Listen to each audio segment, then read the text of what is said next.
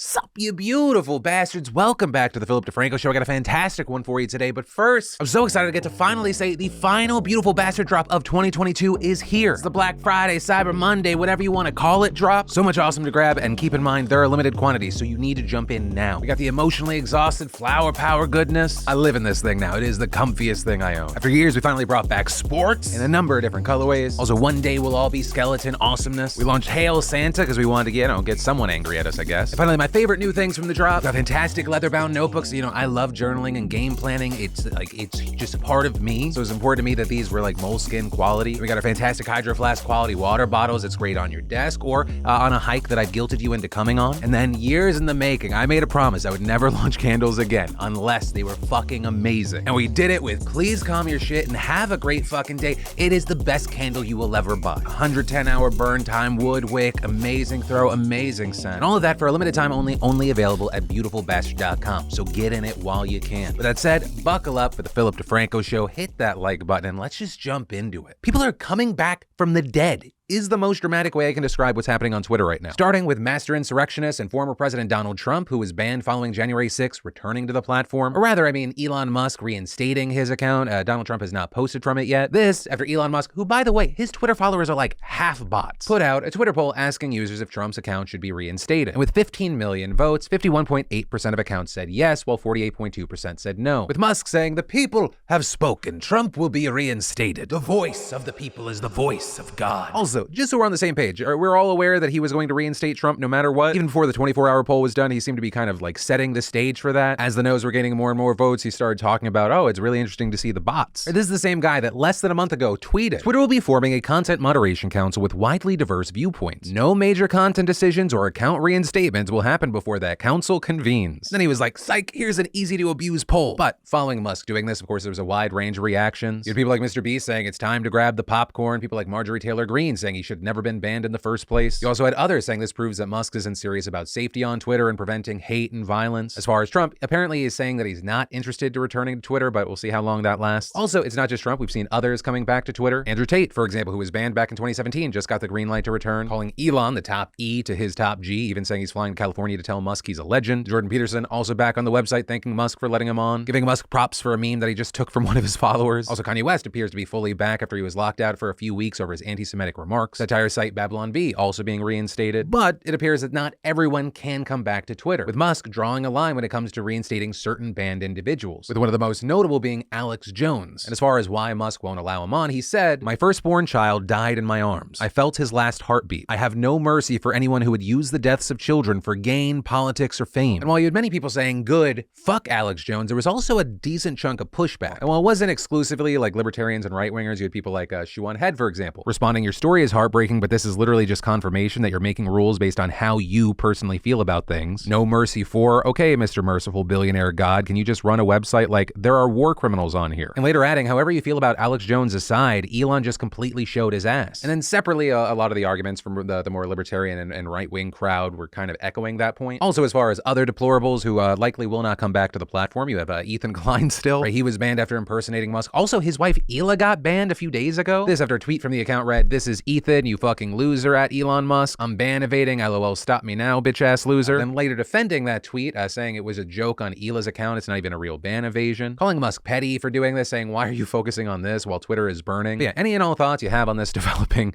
clusterfuck, be sure to share in those comments down below. And then, one of the deadliest major sporting events in the world kicked off yesterday. The World Cup. FIFA says that it's going to attract as many as 5 billion viewers. Also, for my American viewers, I'm gonna call it football. If you want to call it soccer, the men's team has to win once. Them's the rules. But as far as why I call this the world's deadliest sporting event, it's connected to the controversy surrounding the location. Right back in 2010, the oil-rich Gulf state of Qatar won its bid to host this year's World Cup, and it has spent the last decade or so preparing, building 7 new stadiums, hundreds of miles of highway, plus an airport, hotels, and other buildings, all of it making this the most expensive World Cup ever at $220 billion, more than every past tournament combined. And to do that, Qatar needed a lot of labor, so it hired them from abroad, with around 2 million migrant workers staying in the country at any given time, while the native population is only around 100,000. Right? We're talking about upwards of 85% of the people there being migrants. And so here's the way it works. They take out loans to work in Qatar, often thousands of dollars, forcing them to stay for years to pay off that debt. And the conditions there are made unbearable by the suffocating summer temperatures. We're talking 120 degrees Fahrenheit, as well as the fact that labor unions and strikes are just banned. And you hear plenty of stories of people not coming back. Right? A father or a husband goes to Qatar to feed his family, gets trapped in debt bondage, doesn't receive the wages that he was promised, and then returns home in a body bag. With The Guardian finding that between 2010 and 2020, over 6,500 migrant workers from India, Pakistan, Nepal, Bangladesh, and Sri Lanka died in Qatar, about 12 people per week. And understand, that's not counting the deaths from countries not investigated as well as those occurring in the past couple of years, which is why so many human rights groups have been accusing Qatar of perpetuating modern-day slavery. And if you go to the World Cup, you'll see it everywhere. From the immigration workers that you'd meet at the airport, to the taxi driver taking you to the stadium, to the security guards who greet you there. And then in addition to the thousands of deaths, because we're just getting started, Qatar is infamous for its brutal treatment of LGBTQ people and just also women in general. Homosexuality there is punished as a criminal offense. Women are subjected to male guardianship. And so leading up to the games, you had team captains from England, Wales, Belgium, Denmark, Germany, the Netherlands, and Switzerland planning to wear rainbow armbands in support of LGBTQ rights. But now they won't be doing that because FIFA said they would be penalized, with it explaining, "We were prepared to pay fines that would normally apply to breaches of kit regulations and had a strong commitment to wearing the armband. However, we cannot put our players in the situation where they might be booked or even forced to leave the field of play." But truly, the cherry on the top of this shit Sunday came in the form of an hour-long speech on Saturday by FIFA's president, Gianni Infantino, in which he defended Qatar's labor practices, attacked Western nations' hypocrisy, and most stunningly of all, compared his struggle as an Italian kid with red hair growing up in Switzerland to that of all these people. Today I feel Qatari. Today I feel Arab. Today I feel African. Today I feel gay. Today I feel disabled. Today I feel a migrant worker. But all that said, we're seeing various protests at the event so far. One of the most prominent coming from the Iranian players who refused to sing their national anthem before their game with England, seeming to send a statement to the regime back home, as well as fans holding up signs reading "Woman, Life, Freedom." Back home for them, there's a budding revolution raging, with the death toll during the protest rising to now over 400, including around 50 children. With the New York Times also reporting that hundreds of people have literally been blinded after metal pellets fired from guns left them with severe eye injuries. We've also seen people burning down the childhood home of Iran's former supreme leader, which is why I'm going to leave you there for today, but I'm sure we're going to be having a lot more conversation around Qatar and Iran in the near future. And the question I'll pass off to you, whether you're a hardcore football fan or you're kind of more of a casual and you're just watching the World Cup for the World Cup's sake, and ideally in your comment you can let me know which of those groups you fit in, but what are your thoughts around everything that we're seeing so far? And then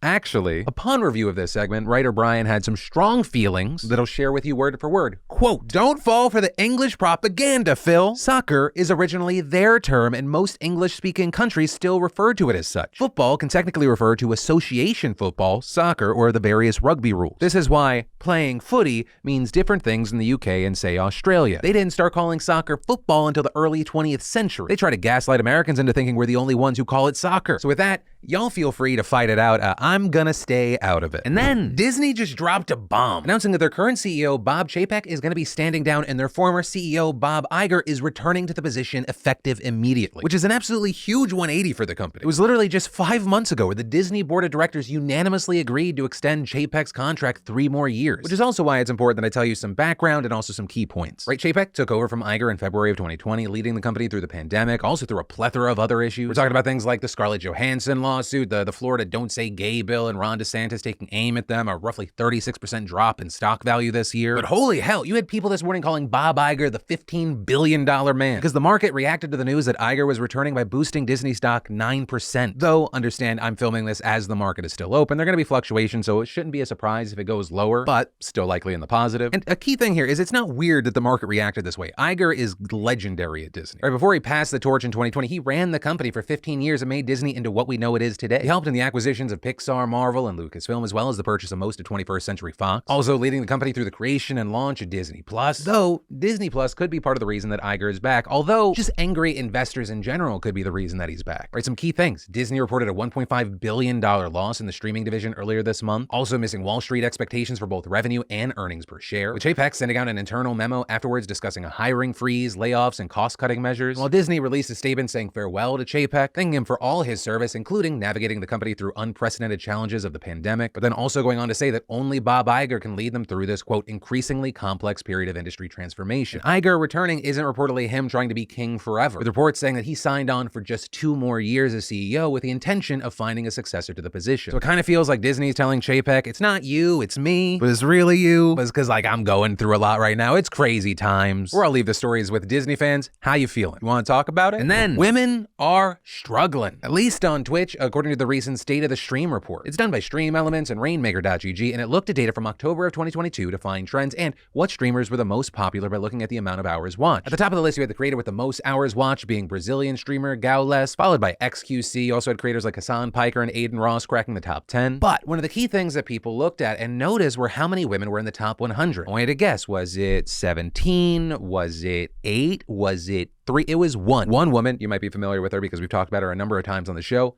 Amouranth, coming in at number 53, with a report noting that women are, quote, not experiencing a lot of growth on Twitch charts, and saying it's not until you include the top 200 creators where you get 8 more women, with outlets like Dexerto noting that this is actually a fall for women, right? Usually you have more than one cracking the top 100, though there did note that one of the biggest streamers in the world, Pokimane, who does frequent the top 100, has been taking a break. Though, and I'm completely pulling this out of my ass, it's my belief that if you take into account how much money creators are bringing in, Amouranth is probably number 1, if not at least in the top 5. Like, her Twitch, yes, it does bring in money, but it is largely a promotional tool to the thing that makes her the most money. Like, we're talking generational wealth. Like, there's doing well, rich, and then generational wealth. But like I said, I'm pulling that out of my ass. Amouranth has been very, like, transparent about how much money she makes and what she does with it. And there are 1,000% be a million other factors for a million other creators that I'm not considering. The question I'll tie to this story, it's specifically for streamers and people who watch streams. What are your takeaways from the list? Why do you think it looks like that? Does it any of this mean anything? And if so, why or why not? And then I want to tell you how I've supported my gut health this year thanks to today's sponsor, Seed. I've been taking Seed's DSO1 daily synbiotic since back in January, and I'm still seeing the health benefits. My body feels great. That's because Seed's unlike any other synbiotic on the market. They've combined a probiotic and a prebiotic to form their DSO1 daily synbiotic. It's designed to support gastrointestinal function and whole body health. And their unique capsule design uses an outer prebiotic capsule that protects the inner probiotic through digestion past your stomach acid for 100% survivability into your colon. And when it comes to synbiotics, both quality and quantity of the strains matter, with Seed setting a new standard for the probiotic industry in terms of clinical and scientific testing, which is why I love them. And really, there's no better time in the holidays to give your gut the support that it needs. Plus, Seed's DSO1 goes beyond to help promote systemic benefits like clear and glowing skin and heart health. The first month, you'll receive the refillable glass jar and travel vial with a 30-day supply. After that, they'll send refills packaged with a sustainable, biodegradable material. So hey, go to seed.com/DeFranco and use code DeFranco to get 15% off your first month's supply of Seed's DSO1 plus free shipping. And then we need to talk about COP27. Right, yesterday, the United Nations wrapped up its annual 2-week-long climate summit in Egypt, and there they came to a deal on a so-called loss and damage fund for poor countries. Basically, it's thought of as reparations to the most vulnerable to climate change who also happen to be the least responsible for the emissions, which is especially important as they're taking the brunt of worsening sea level rise, storms, droughts, heat waves, and other terrible, awful, no good shit that nature's punishing us with for our greed. Right, a key takeaway is that this policy is something that poor nations and climate activists have been demanding for over 3 decades now, but the United States and other heavily polluting countries have opposed it. And understand, while we saw a movement today, another key thing, it's going to be several years until the fund is actually created. And key questions still need to be answered, like who's going to oversee it, how will the money be dispersed, and to whom. And the backdrop to all this is that the summit couldn't come to any single agreement on any commitment stronger than what they already reached in the 2015 Paris Climate Accords, namely limiting the global temperature rise to 1.5 degrees Celsius above pre-industrial levels. This, as the world is on track to reach double that number by the end of the century, which is a catastrophic scenario. And many countries' delegates saying they had to make concessions on phasing out fossil fuels if they wanted to push the reparations deal through, which is apparently why they felt frustrated, with Reuters even describing Germany's climate secretary as visibly shaken, and the UN Secretary General explaining, "A fund for loss and damage is essential,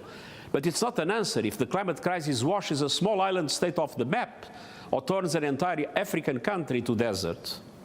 The world still needs a giant leap on climate ambition." And then, in horrible international news, an earthquake has killed dozens of people, injured hundreds, and displaced thousands. On the main Indonesian island of Java, a 5.6 magnitude earthquake hit the densely populated area at 1:20 p.m. local time on Monday. Also, a key thing right now, there are some conflicting reports on the death toll as search and rescue efforts continue. Right, Indonesia's Disaster Mitigation Agency reports 62 deaths, more than 700 injured, and 2,200 homes damaged, with over 5,000 people displaced, whereas the governor of West Java reported on Instagram that that 162 people have died in the disaster and more than 300 have been injured, also putting the number of displaced people around 13,000. Also, it wasn't just homes affected by this. We're talking hospitals, a boarding school, several government buildings in the area also sustaining damage. The surrounding areas seeing landslides hitting hundreds more homes. But this is still a developing situation. We're going to talk about this again, but hopefully, the numbers stay lower. And then, of course, the last thing that we have to talk about today is the tragic shooting at an LGBTQ plus nightclub in Colorado Springs. A lot of information has been coming out since it happened on Saturday night, but here we go. This gunman entered Club Q with an AR-15 style rifle and opened fire, killing 5 and injuring 18 more. According to accounts from officials and witnesses, the whole ordeal happened very, very fast. Law enforcement officials said that the suspect started shooting as soon as he entered the club, but police saying that the first officer arrived on the scene 3 minutes after being dispatched at 11:57, and the suspect was taken into custody at 12:02 a.m., just 6 minutes after the first call to police came in. And very notably here, this is a key thing. Authorities said that a big part of the reason they were able to arrest the suspect so fast was because 2 patrons were able to subdue the gunman within minutes. With Colorado Springs Mayor John Suthers talking about this quick timeline and saying, and that's largely because 2, but primarily 1, as I understand it, are able to take a handgun that he's got in his possession, take it away from him, and use that weapon not by shooting it, but by hitting him and disabling him. It's an incredible act of heroism. And I think when you look at this in the time frame, that act probably saved a lot of lives. It was also echoed by Club Q, which praised the quick reactions of heroic customers that subdued the gunman and ended this hate attack. Now, as far as what we know about this fucking monster, officials have identified him as a 22-year-old man. While the authorities are still searching for an official motive, the mayor and many others have said this clearly reeks of a hate crime. A city spokesperson announced today that he's being held on 5 murder charges and 5 hate crime charges. But those are just the arrest charges that could be changed when filed in court by prosecutors, who notably have been granted their request to keep the court documents related to the suspect's arrest sealed for now. Additionally, we saw the city say in a statement that multiple firearms were found at the scene and that law enforcement is still working to identify who the firearms belong to, with many saying that is going to be a key thing here, right? Where did he get these weapons? Because it's been widely reported that the suspect appears to have a history of threatening deadly violence. Right, according to a sheriff's office report, a person with the same name, address, and birthday as the suspect was arrested back in June of 2021 and charged in connection with making a bomb threat in a Colorado Springs suburb, with reports saying that a woman had called and said that her son was threatening to hurt her with a homemade bomb and other weapons, but after an hour-long standoff, the person surrendered and no bomb was found. But there is reportedly no public record that prosecutors moved forward with the charges against him, or that members of his family tried to trigger Colorado's red flag law that would have let the authorities take his weapons. Right, so you have a lot of questions there. Along with that, you have many LGBTQ plus activists and others saying this is clearly a hate-based attack, many noting that this took place the day before Trans Day of Remembrance, which is an observance of trans folks who have been harmed or murdered as a result of transphobia. The Human Rights Campaign also saying that the last year was the deadliest on record for trans people, which on that note, many advocates have said that this latest attack was driven in part by a significant spike in anti-LGBTQ plus rhetoric and laws. And there, according to an analysis of FBI data by the research group Crowd Counting Consortium, right-wing activists have been increasingly mobilizing against the LGBTQ plus community over the past year. With people pointing to things like this year alone, armed demonstrators and far-right groups have utilized intimidation tactics at drag-related events in Texas, Nevada, and Oregon, among other states. Children's hospitals have also been facing growing threats of violence like bomb threats due to online campaigns. People also noting that there's a whopping 18 states that do not have hate crime protections for LGBTQ plus people. And while Colorado has been seen as one of the most LGBTQ plus friendly states in America, and Club Q has been described as a safe haven for the community since it opened in 2002, threats and attacks have gotten so bad that many people say nowhere feels safe, with many pointing to the fact that far-right groups have actually been turning their attention to more liberal states more and more. But as of filming, that is where we are with this story. It is still a developing situation. We're waiting to see what other information comes out. And as much as I hate that it is a constant thing that I have to say on this show, my thoughts and well wishes to those affected. What you're going through is unthinkable, it's unimaginable, it's unforgivable that you're having to go through it. But that is where I'm going to end this story in today's show. As always, thank you for watching and being a part of these dives into what's happening in our world. My name's Philip DeFranco. You've just been filled in. I love yo faces, and I'll see you tomorrow.